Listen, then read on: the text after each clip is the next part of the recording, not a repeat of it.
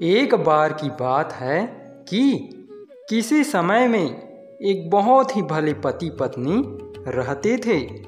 उनके कोई बच्चा नहीं था, सो उनको एक बेटे की बहुत इच्छा थी। एक दिन पति कहीं बाहर गया हुआ था कि रास्ते में उसको एक जादूगर मिला। उसने उस जादूगर से कहा, जादूगर साहब, मुझे एक बेटा चाहिए। मैं एक बेटा पाने के लिए क्या करूं? जादूगर ने उसको एक सेब दिया और कहा, लो यहाँ सेब लो और इसको अपनी पत्नी को खिला देना और 9 महीने बाद उसको एक बहुत ही अच्छा बेटा हो जाएगा। पति उस सेब को लेकर घर वापस आ गया। वह सेब उसने अपनी पत्नी को देकर कहा, लो यहाँ सेब खा लो। यह सेब मुझे एक जादूगर ने दिया है और कहा है कि इसको खाकर तुम्हारे एक बेटा हो जाएगा। उसकी पत्नी तो यह सुनकर बहुत ही खुश हो गई। उसने तुरंत अपनी दासी को बुलाया और उस सेब को छील कर लाने के लिए कहा। दासी वहाँ सेब छील कर ले आई। छीला हुआ सेब तो उसने अपनी मालकिन को दे दिया, पर उसके छिलके उसने अपने पास रख लिए और उनको उसने खुद खा लिया। पत्नी को 9 महीने बाद एक बेटा हुआ और उसी दिन उस दासी को भी एक बेटा हुआ। पत्नी का बेटा सफ़ेद रंग का था, जैसा कि सेब के गूदे का रंग होता है, और दासी का बेटा लाल रंग का था, जैसा कि सेब के छिलके का रंग होता है। पत्नी के बेटे का नाम था पॉम और दासी के बेटे का नाम था पील। दोनों बच्चे बड़े होते गए। दोनों बच्चे एक दूसरे को बहुत प्यार करते थे और भाइयों की तरह से रहते थे। एक बार वे दोनों बाहर घूम रहे थे तो उन्होंने सुना कि एक जादूगर की बेटी है जो सूरज की तरह चमकीली है, पर किसी ने उसको देखा नहीं था क्योंकि वह अपने घर से कभी बाहर नहीं निकलती थी। यहाँ तक कि वह कभी खिड़की से भी नहीं झांकती थी। पोम और पील के पास एक तांबे का घोड़ा था जो अंदर से खोखला था। एक दिन वे दोनों उसमें वायलिन और बिगुल लेकर बैठ गए और क्योंकि वे उस घोड़े को उसके पहियों को अंदर से घुमाकर चला सकते थे, सो वे इस घोड़े में बैठकर अपनी वायलिन और बिगुल बजाते हुए उस घोड़े को उसके पहियों को अंदर से घुमाते हुए चलाकर जादूगर के महल की तरफ चल दिए। जब वे जादूगर के महल के पास पहुँचे तो जादूगर ने बाहर देखा तो उसको एक बहुत ही बढ़िया तांबे का घोड़ा दिखाई दिया जिसमें से संगीत निकल रहा था। वह उस घोड़े को अंदर ले आया और उस आश्चर्यजनक चीज़ दिखाने के लिए अपनी बेटी को अंदर से बाहर बुलाया। उस संगीत वाले घोड़े को देखकर उसकी बेटी भी बहुत खुश हुई, पर जैसे ही वहाँ उस घोड़े के साथ अकेली रह गई, पोम और पील दोनों उस घोड़े में से बाहर निकल आए। उनको देखकर वहाँ लड़की डर गई। उन्होंने उससे कहा, तुम डरो नहीं, हमने सुना था कि तुम बहुत सुंदर हो, तो बस हम तो तुमको केवल देखना चाहते थे, सो यहाँ इस तरीके से हमने तुम्हें देख लिया। अब अगर तुम यहाँ चाहती हो कि हम लोग यहाँ से चले जाए तो हम चले जाएंगे, पर अगर तुमको हमारा संगीत पसंद हो और तुम चाहती हो कि हम तुम्हारे लिए वहाँ संगीत बजाते रहे तो हम वहाँ संगीत बजाते रहेंगे। फिर किसी के बिना जाने कि हम यहाँ कभी आए भी थे, हम चले जाएंगे। लड़की को उनका संगीत अच्छा लगा तो वे वहाँ रुक गए और अपना संगीत उसको सुनाते रहे। और फिर कुछ देर बाद तो वह उनको खुद ही जाने नहीं देना चाहती थी। तो पोम बोला, अगर तुम हमको यहाँ से नहीं जाने देना चाहती तो फिर चलो हमारे साथ, मैं तुमसे शादी करना चाहता हूँ। वह लड़की तैयार हो गई। वे तीनों उस घोड़े के पेट में छिप गए और वहाँ घोड़ा फिर अपने पहियों पर चलने लगा। वे तीनों वहाँ से चलकर रात काटने के लिए शाम को आकर एक सराय में ठहर गए। जैसे ही वे लोग वहाँ से गए, वह जादूगर घर लौटा और अपनी बेटी को आवाज़ लगाई, पर कोई नहीं बोला। उसको उसने इधर उधर भी ढूंढा, पर जब उसको उसके महल में नहीं पाया तो अपने चौकीदारों से पूछा, तो उन्होंने बताया कि उन्होंने उसको महल से बाहर जाते नहीं देखा। तब उस जादूगर को लगा कि उसके साथ चाल खेली गई है। यह सोचकर वह बहुत गुस्सा हो गया। वह अपने महल के छज्जे पर गया और अपनी बेटी को 3 श्राप दे दिए। उसको 3 घोड़े मिलेंगे, एक सफ़ेद, एक लाल और एक काला। वे सब घोड़े प्यारे होंगे, जैसे कि उसने अभी एक घोड़े से प्यार किया। वह सफ़ेद घोड़े पर चढ़ेगी और यह सफ़ेद घोड़ा उसका किया हुआ सब कुछ बेकार कर देगा। फिर उसको 3 सुंदर छोटे छोटे कुत्ते मिलेंगे, एक सफ़ेद, एक लाल और एक काला। वह काले कुत्ते को पसंद करेगी, जैसे कि वह करती है, और वह काला कुत्ता भी उसका किया हुआ सब कुछ बेकार कर देगा। फिर जब वह रात को सोने के लिए अपने बिस्तर पर जाएगी, तो उसके कमरे में एक बहुत बड़ा सांप आएगा। वह खिड़की के रास्ते से आएगा और उसको काट कर मार देगा। जब वह जादूगर ये 3 श्राप अपने छज्जे पर से चिल्ला रहा था, तो 3 बूढ़ी परियां नीचे सड़क पर से गुजर रही थीं। उन्होंने ये श्राप सुने और वे ये श्राप सुनती हुई चलती गई और चलती गई। अपनी लंबी यात्रा के बाद शाम को थककर वे परियां भी इत्तेफाक से उसी सराय में रुकी जिसमें पोमपील और जादूगर की वहाँ बेटी रुके हुए थे। जैसे ही वे अंदर घुसी तो एक परी बोली, जरा उस जादूगर की बेटी को देखना।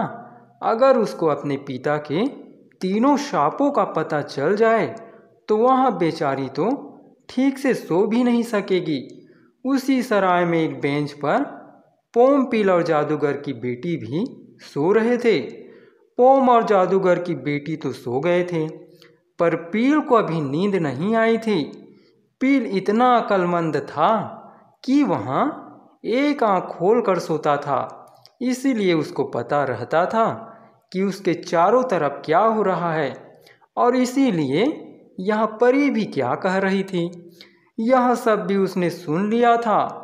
परी आगे बोली, अगर उस जादूगर की यहाँ इच्छा है कि उसकी बेटी को 3 घोड़े मिले, सफ़ेद, लाल और काला, और वहाँ सफ़ेद घोड़े पर बैठे जो उसके सारे किए कराए को बेकार कर देगा, तो ऐसा ही होगा।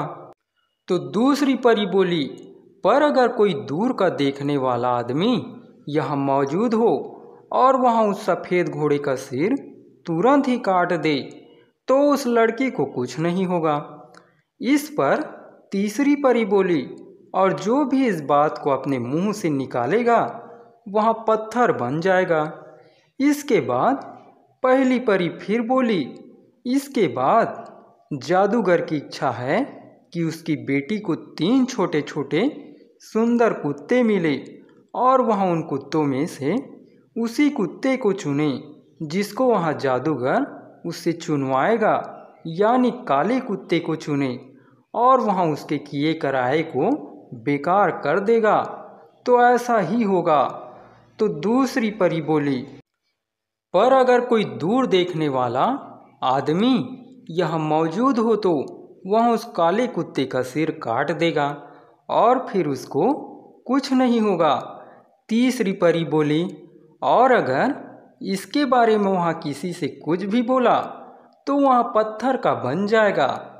पहली परी फिर बोली, उसकी तीसरी और आखिरी इच्छा यह है कि जब वह रात को अपने बिस्तर पर सोने जाए तो उसकी खिड़की से एक बहुत बड़ा सांप आएगा और उसको मार डालेगा, तो यह भी होकर ही रहेगा।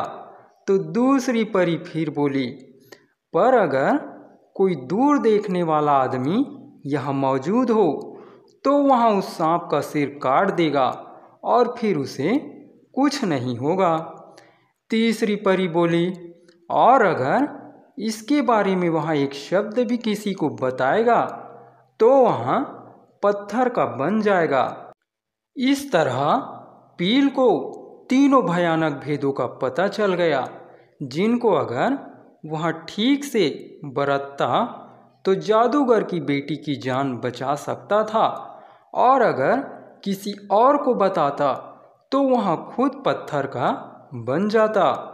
अगले दिन पोम, पील और वह जादूगर की बेटी तीनों वहाँ सराय छोड़कर आगे चले, जहाँ पोम का पिता उन लोगों के लिए 3 घोड़े लिए इंतजार कर रहा था, एक सफ़ेद, एक काला और एक लाल।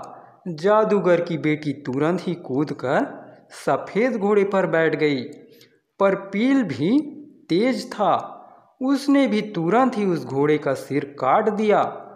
पोम बोला, यह तुमने क्या किया पील? क्या तुम्हारा दिमाग खराब हो गया है जो तुमने उसे मार डाला? वह घोड़ा तो मुझको बहुत ही प्यारा था।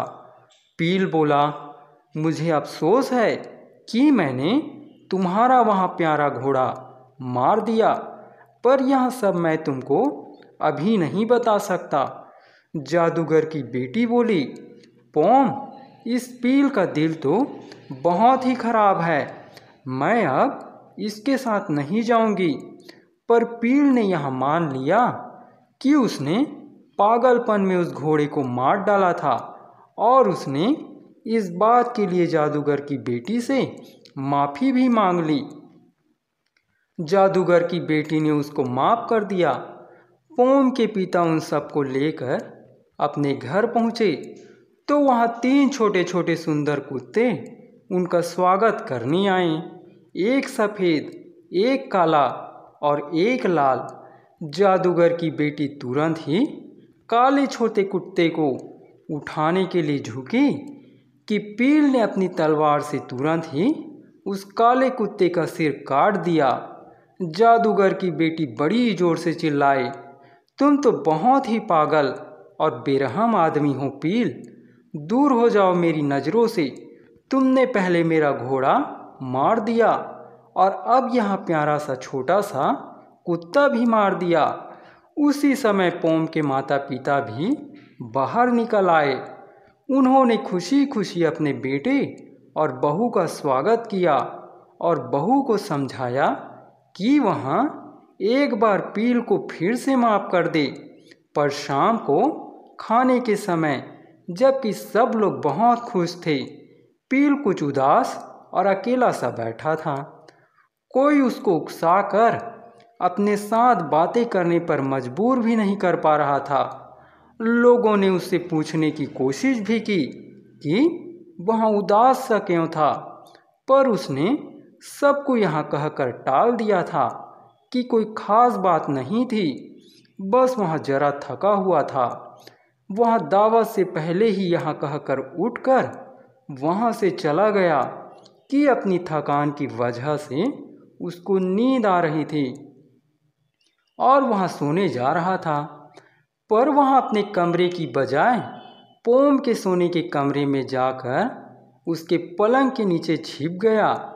जब पोम और जादूगर की बेटी सोने के लिए अपने कमरे में आए और अपने पलंग पर लेटे तो पील पलंग के नीचे से उनके कमरे की खिड़की पर निगाह जमाए हुए था।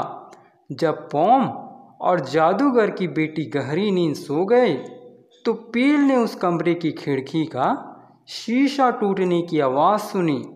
उसकी आंखें तो खिड़की की तरफ ही लगी थी। उसने देखा कि बहुत बड़ा सांप उस खिड़की से होकर कमरे के अंदर आने की कोशिश कर रहा था। पील तुरंत ही पलंग के नीचे से बाहर निकला और अपनी तलवार से उसका सिर काट दिया। इस शोर से जादूगर की बेटी की आंख खुल गई। उस समय उसको वहाँ बड़ा सांप तो दिखाई नहीं दिया, क्योंकि वहाँ तो गायब हो गया था। बस केवल पील ही अपने हाथ में नंगी तलवार लिए वहाँ खड़ा दिखाई दिया। उसको इस तरीके से खड़ा देखकर वह जोर से चिल्लाई, बचाओ बचाओ, हत्या हत्या, यह पील हमको मारना चाहता है। मैंने उसको 2 बार तो माफ़ कर दिया, पर अब की बार मैं उसको माफ़ नहीं कर सकती। इस बार तो इस जुर्म के लिए उसको मरना ही पड़ेगा। यह सुनकर सब जाग गए और पोम के सोने के कमरे की तरफ भागे। पील को पकड़कर जेल भेज दिया गया और 3 दिन बाद उसको फांसी लगाने का दिन निश्चित कर दिया गया। यह सोचकर कि अब चाहे वह यह भेद किसी को बताए या ना बताए, उसे तो मरना ही है। सो उसने मरने से पहले पोम की पत्नी को 3 बातें बताने की इजाज़त मांगी।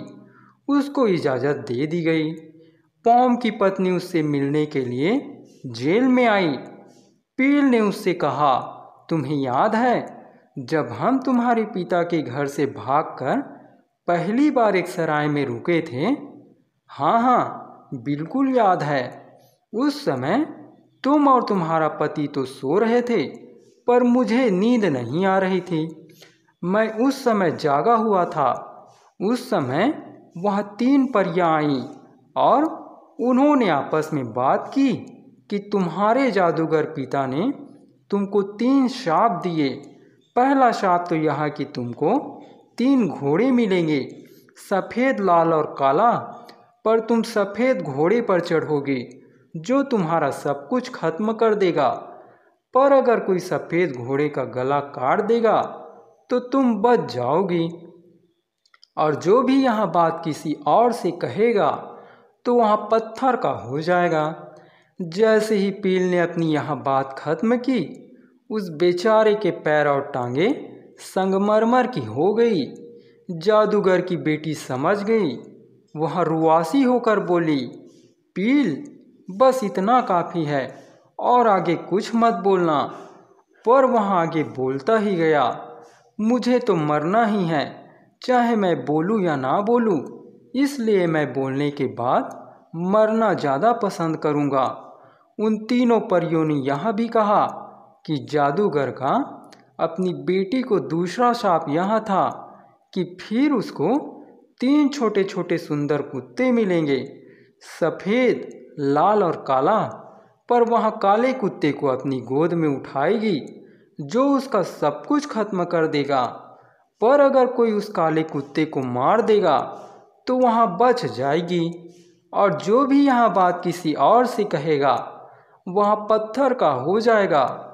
जब पील ने कुत्ता वाला शाप पोम की पत्नी को बताया तो उसका शरीर उसकी गर्दन तक संगमरमर का हो गया। जादूगर की बेटी यह सब सुनकर रो पड़ी।